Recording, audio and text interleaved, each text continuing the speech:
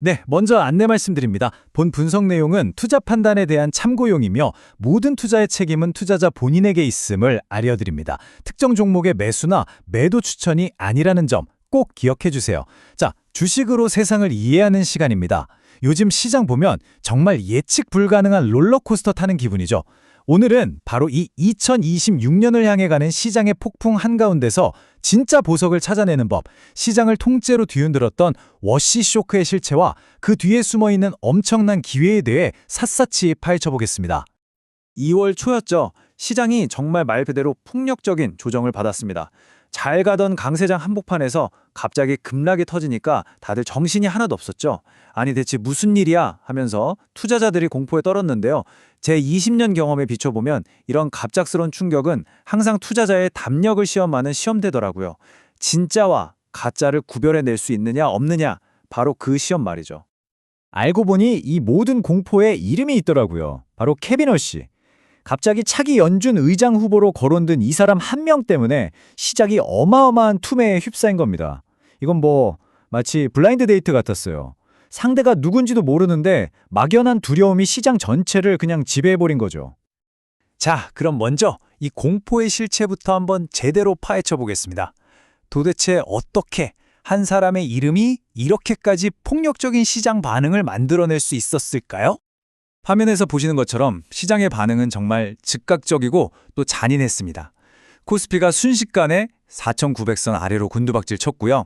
하늘 높은 줄 모르고 오르던 은 가격까지 폭락했죠. 말 그대로 아수라장이었습니다. 이게 바로 공포가 또 다른 공포를 낳는 전형적인 패닉셀링의 모습입니다. 근데 여기서 진짜 흥미로운 지점이 나옵니다. 시장이 느낀 공포랑 실제 팩트 사이에 엄청난 괴리감이 있었다는 거죠. 시장은 케빈 오씨를 그냥 긴축만 외치는 무서운 매파라고 생각하고 겁에 질렸던 건데요. 막상 팩트체크를 해보니까 생각보다 훨씬 유연하고 심지어 시장 친화적인 면도 있는 인물이었습니다. 제 20년 경험상 시장은 항상 그래요. 일단 총부터 쏘고 질문은 나중에 하거든요. 오씨가 AI에 대해 가진 생각이 사실은 시장이 엄청난 호재였는데 이걸 모두가 완전히 놓친 겁니다. 그는 AI가 만드는 생산성 혁신이야말로 인플레이션을 잡을 핵심 열쇠라고 믿는 사람이었어요. 이건 매파가 아니라 오히려 굉장히 똑똑한 비둘기에 가깝죠. 그러니까 진짜 핵심은 이겁니다. 시장이 워시라는 이름의 유령을 보고 공포에 떠는 동안 훨씬 더 강력하고 근본적인 힘이 이미 시장을 다시 끌어올리고 있었다는 거죠. 그 거대한 힘의 정체가 뭐냐? 바로 AI 인프라입니다. 우리가 AI 하면 무슨 마법처럼 생각하지만 사실은 여기 보시는 것처럼 아주 물리적인 5단계의 빌딩 블록으로 차곡차곡 쌓아올리는 거거든요. 전력이라는 기초공사부터 시작해서 반도체라는 뼈대를 세우고 데이터 센터와 소프트웨어를 거쳐서 우리가 쓰는 앱이라는 최상층까지 올라가는 구조인 거죠. 돈이 어디로 흐르는지는 숫자를 보면 명확합니다. 보세요. 2단계인 반도체 섹터의 이익 전망치가 무려 55.4%나 폭증하고 있습니다. 이건 그냥 성장이라고 부를 수준이 아니죠. 이건 거의 산업의 빅뱅이 일어나고 있다는 명백한 신호입니다. 그래서 시장이 그 난리통 속에서 V자로 반등한 게 결코 마법이 아니었던 겁니다. AI를 만들려면 이 물리적인 부품, 이 빌딩 블럭이 무조건 필요한데 이 수요가 워시가 어쩌고 하는 그런 단기적인 정치적 공포 따위는 가뿐하게 압도할 만큼 강력하다는 명백한 신호였던 거죠. 그리고 이건 반짝하고 끝날 붐이 아닙니다. 인텔 CEO 같은 업계 리더들이 계속해서 확인해주고 있잖아요. 핵심 하드웨어의 공급 부족은 아주 심각하고 앞으로 최소 2년은 더 갈 거라고요.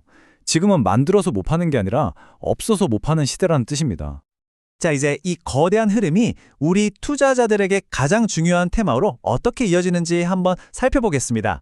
결론부터 말하면 이제 소프트웨어를 압도하는 하드웨어의 시대가 열렸다는 겁니다. 이 표를 보시면 지금 시장의 지각변동이 한눈에 들어오실 거예요. 왼쪽의 소프트웨어는 AI가 내 일자를 뺏는 거 아니야? 하는 공포에 주가가 힘을 못 쓰고 있죠.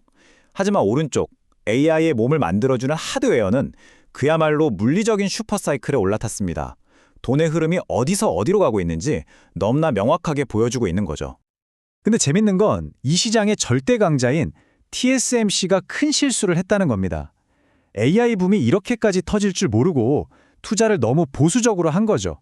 그래서 지금 전 세계가 반도체가 없어서 난리인 이 엄청난 공급 병목 현상을 만들어 버렸습니다. 지금 부랴부랴 투자를 늘리고는 있는데 버스는 이미 떠난 셈이죠.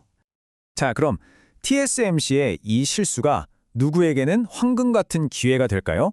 바로 다른 플레이어들이죠. 특히 빅테크 기업들이 TSMC 한 군데만 믿고 가다가는 큰일 나겠다. 이걸 깨닫고 TSMC를 대체할 두 번째 공급처를 정말 애타게 찾고 있습니다. 그래서 지금 모든 시선이 삼성 같은 기업으로 향하는 겁니다. 이제 삼성의 파운드리 성공은 단순히 삼성만의 문제가 아니에요.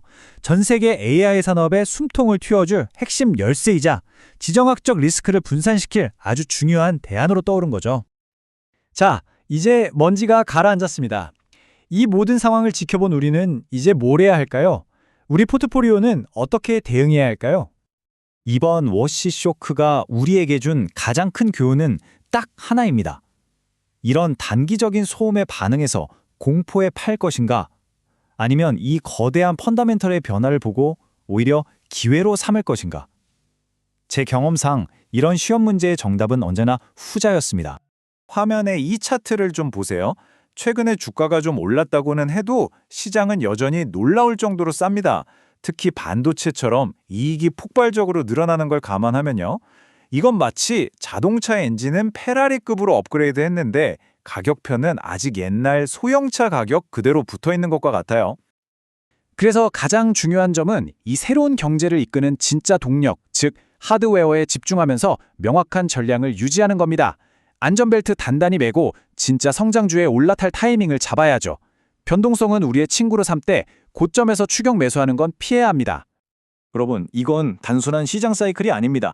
AI가 경제의 판 자체를 새로 짜는 근본적인 재편성입니다. 여러분의 포트폴리오는 이 거대한 변화의 물결에 올라탈 준비 다 되셨습니까? 오늘 분석이 여러분의 성공 투자에 좋은 나침반이 되었길 바랍니다. 구독과 좋아요, 알림 설정으로 최신 시장 분석 놓치지 마시고요. 이상 주식으로 세상 이야기였습니다.